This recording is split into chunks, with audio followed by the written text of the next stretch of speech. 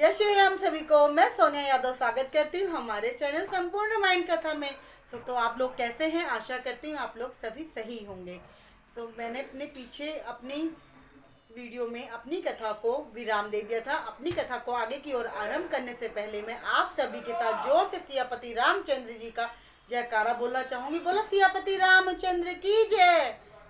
जे ही विधि होई परम हित नारद सुनहु तुम्हार, सोई हम करब न आन कछु बचन न मृक्ष हमार। अर्थात हे नारद जी सुनो, जिस प्रकार आपका परम हित होगा, जो आपके लिए सही होगा, वही हम लोग करेंगे, दूसरा कुछ भी नहीं। हमारा वचन असत्य नहीं होता है। अच्छा, जो हमारा वचन जो होता है वह असत्य झूठा नहीं होता है। कृपथ मागरज व्याकुल रोगी, वेद न दे सुनाऊ मुनि जोगी। एहि विधि हित तुम्हार में ठहरऊ, काहि असंत रहित प्रभु भयऊ। अर्थात हे योगी मुनि सुनिए, रोग से व्याकुल रोगी कृपथ मांगे तो वैद उसे नहीं देता है। इस प्रकार मैंने भी तुम्हारा हित करने की ठान ली है। ऐसा कहकर भगवान अंत ध्यान हो गए। माया विवश भय मुनि मूढ़ा, समझ नाई हरि गिरा निगूढ़ा। गवन तुरंत तहारी शिराई, जह संभर भूमि बनाई। अर्थात भगवान की माया के वंशीभूत मुनि हित कारण कृपा निधाना, दीन कुरूप न जाई बाखाना। सोचरित लखी काहू न पावा, नारद जानी सवाही सिरि नावा। अर्थात कृपा निधान भगवान ने मुनि के कल्याण के लिए उन्हें ऐसा कुरूप बनाया था। अर्थात भगवान जानते थे कि इनके भाग्य में विवाह नहीं है, ये विवाह के लिए नहीं बने हुए, लेकिन उन्होंने उस राजकुमारी को देख के हट मान ली थी कि मुझे विवाह करना है।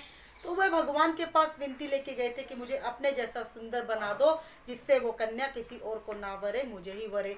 तो भगवान उनका कहना भी नहीं टाल सकते थे, लेकिन उनके वचन से उन्हें सदृढ़ भी रखना था कि उन्हें विवाह नहीं करना, उससे वे उन्हें हिला भी नहीं सकते थे। तो दोनों काम उन्होंने इस तरीके से करे कि ना ही मुनि का कहना उन्होंने टाला और ना ही उनके जो वचन प्रबद्ध थे उनसे उन्हें टलाया। तो उन्होंने इसीलिए उन्हें कुरूप बना दिया, जिसका वर्णन भी नहीं हो सकता। पर यह चकित कोई भी नहीं जान सका, सबने उन्हें नारदी जानकर प्रणाम किया। मंगल भवनी अमंगल हारी, द्रवो सदशरथ अजिर बिहारी। रहे तहाँ दुई रुद्रगण ने ते जना ही सभ्यऊ, विप्रेश दिखत फिर ही परम कौतकी देव। अर्थात वहाँ शिव जी के दो गण भी बैठे हुए थे। वे सब भेद जानते थे और ब्राह्मण का वेश धारण करके सारी लीलाओं को बहुत अच्छी तरीके से निहार रहे थे और देख रहे थे, लेकिन वे बड़े ही मनमोजी थे। जे ही समाज बैठे मुनि जाई, हृदय रूप आमिति अधिकाई। तह बैठे हेस गण दो, ब्रीपेश गताई लगाई ना को। अर्थात नारद जी अपने हृदय में रूप का बड़ा अभिमान लेकर समाज में बैठे हुए थे। वह शिव जी के दो गण भी वहीं जाके ब्राह्मण का रूप लेके उनके पास बैठ गए। ब्राह्मण के वेश में होने के कारण उन्हें कोई जांच भी नहीं पाया, ना उनकी चाल को कोई समझ पाया। करहि कोटि नारदाई सुनाई, नीक दीन हरि सुंदरताई। रिजहि राजकुमारी छवि देखी, ई नहीं बारही हर जानी विशेषी। अर्थात वे नारद जी को सुना कर कठोर वचन कह रहे थे। भगवान ने इनको अच्छी सुंदरता दी है, इनकी शोभा देखकर राजकुमारी रीझ ही जाएंगी और हरि वानर जानकर इन्हें को खास तौर से करेंगी। मानहि मोह मन हाथ पर आए, हम सही स्वभाव गणति से छुपाए। जदपि सुनहि मुनि अटपटी बानी, समझ न पाराए बुद्धि ब्रह्मसानी। अर्थात नारद मुनि को मोह हो रहा था, क्योंकि उनका मन दूसरे के हाथ मायावश में था। अर्थात नारद तो अपने आप में खुशी हो रहे थे कि मेरे से जैसा सुंदर राजा यहाँ कोई भी स्थित नहीं है, क्योंकि उनकी जो मायावश थी वो भगवान के हाथ में थी, उस पे उनकी बुद्धि का कोई जोर नहीं था। शिव जी के गण बहुत प्रसन्न हो के हंस रहे थे, अर्थात इस स्थिति, नारद मुनि की स्थिति को देखकर शिव जी के जो गण थे वह भी खूब हंस रहे थे।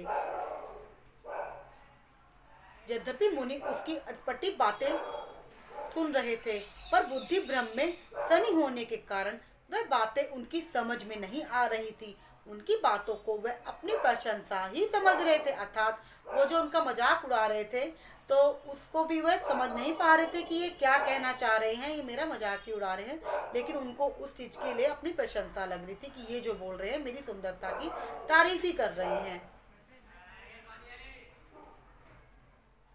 काहु न लखा सो चरित विशेषा, सो स्वरूप ने कन्या देखा।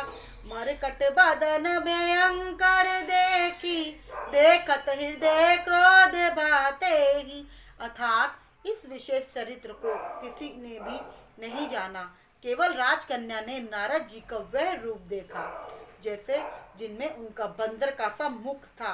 भयंकर शरीर देखते ही कन्या के हृदय में क्रोध उत्पन्न हो गया, अर्थात वह उन्होंने उनको देख लिया था कि ये बंदर रूप में बैठे हुए, और उससे उनको बहुत, उस कन्या को उसका चेहरा देखते ही बहुत ही गुस्सा आया। वह क्रोध हो गई कि मत, अर्थात मेरी ये स्थिति है कि बंदर भी आ गए हैं मुझे वरने के लिए। आज की वीडियो में इतना ही, अपनी कथा को हम यहीं विराम देते हैं।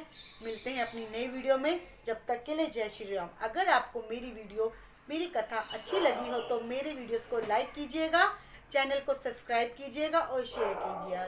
धन्यवाद।